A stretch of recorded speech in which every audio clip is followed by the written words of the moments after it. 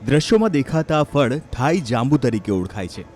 લાલ ગુલાબી રંગના જાંબુ ખાવામાં ખૂબ મીઠા હોય છે. માર્કેટમાં તે થાઈ જાંબુ તરીકે ઓળખાય છે. વલસાડના ઉમરગામના હર્ષલભાઈ ગાલા એગ્રીકલ્ચર ટૂર પર એક વખત થાઈલેન્ડ ગયા. ત્યાં જાંબુની ખેતી જોઈને પ્રભાવિત થયા. પરત ફરીને તેમણે પોતે જ આ ખેતીની શરૂઆત કરી. આજે તેમના બગીચામાં ઝાડ પર જાંબુના અઢળક ઝુમખા જોવા મળી રહ્યા છે. સામાન્ય રીતે વલસાડમાં આફૂસ અને કેસર કેરીની ખેતી થાય છે. હર્ષલભાઈ ગાલા ઇઝરાયલ જઈને બીએસસી એગ્રીકલ્ચરનો અભ્યાસ કરેલો છે. પોતાની 45 એકર જમીનમાં તેઓ પરંપરાગત ખેતી કરતા હતા, પરંતુ હવે 1 એકરમાં તેમણે થાઈ જાંબુ વાવ્યા, જેમાં હાલ તેઓને સારું ઉત્પાદન અને આવક થઈ રહ્યાનો તેમણે દાવો કર્યો છે.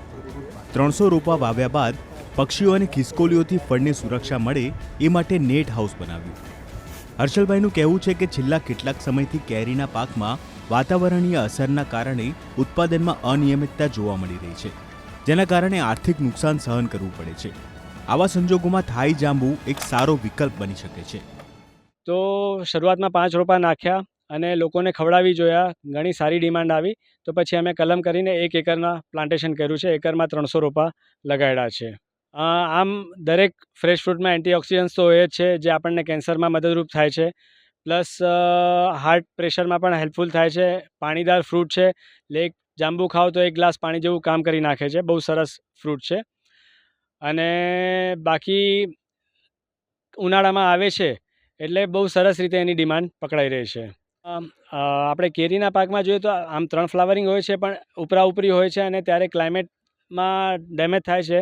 જ્યારે આમાં પણ 3 થી 6 ફ્લાવરિંગ આવે છે. અમે એક વખત વાતાવરણના કારણે જ પણ અમને 6 ફ્લાવરિંગ મળી હતી. ત્યારે તો ઘણો સારો ક્રોપ મળ્યો હતો, પણ નોર્મલી 3 હોય છે ને આગળ પાછળ હોય છે, જેના કારણે ટોટલ લોસ જેવી પરિસ્થિતિ થતી નથી. એટ અ ટાઈમ એક ઝાડ પરથી 10 કિલો જેવું ઉત્પાદન મળી રહે છે અને સારા ભાવ પણ મળી રહે છે. એટલે ટોટલ લોસનો કોઈ ઇસ્યુ થતો નથી આમાં.